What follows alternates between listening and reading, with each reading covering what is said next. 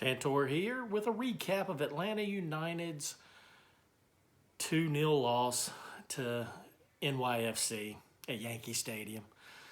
I hate to end a season like this, but somebody's got to win, somebody's got to lose, and unfortunately this time around we lost.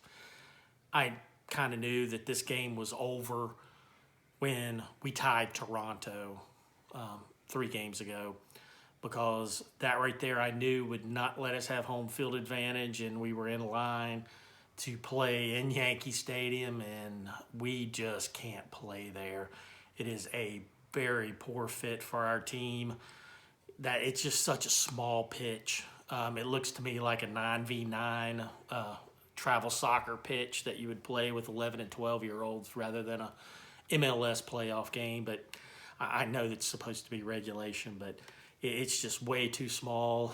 We have a team that is athletic and is very technical, and putting a team on a small pitch like that, on that little postage stamp, just takes away all of the advantages that make us Atlanta United. It's like having a knife fight in a phone booth.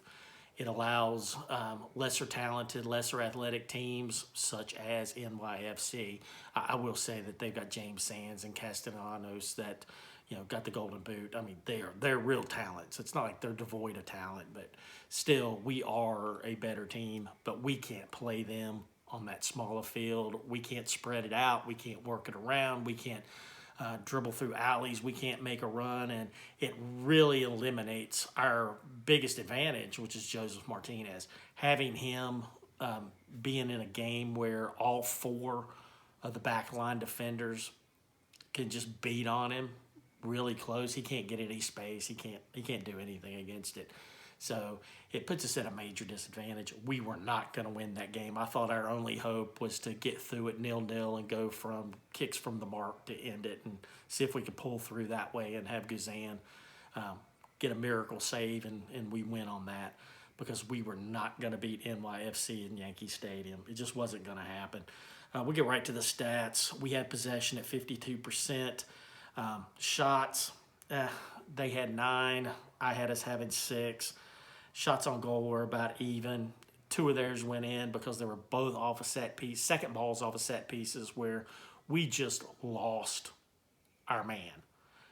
All year long, we have not been very good defending set pieces, and it cost us on this one. Castellanos got one at 48 on just a shot that caught Guzan flat-footed and ball watching, and nobody had picked him up. He was just wide open. And then 4 minutes later, they scored another goal where we were switching out their defensive responsibilities, and it looked like Miles thought that there was a winger outside, and there wasn't. So he should have jumped out there, and that should have been his man that was wide open just to put one in off a header, just unmarked. It was just unfortunate. It just really was.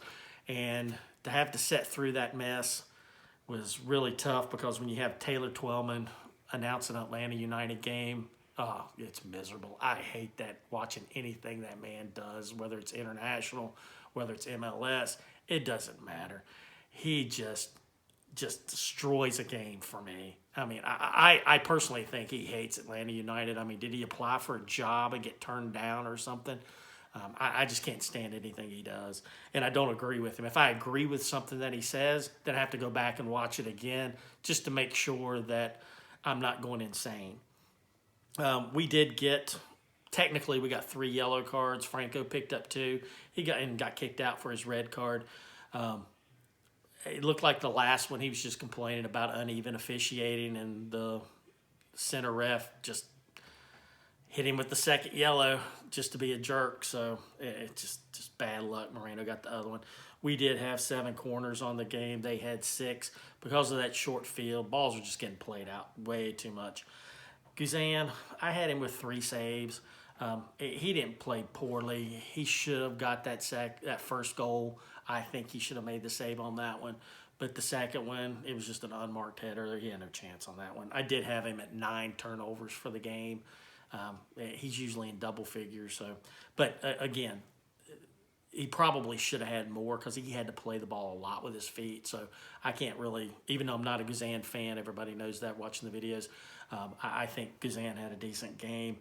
We made changes at the beginning of the game. We came out with a 4-3-3. I mean, I know some people say that it's really a 4-2-3-1 with Joseph up top. It really doesn't matter. We only had 4 in the back. I think that was the right play to go. We played a really good first half.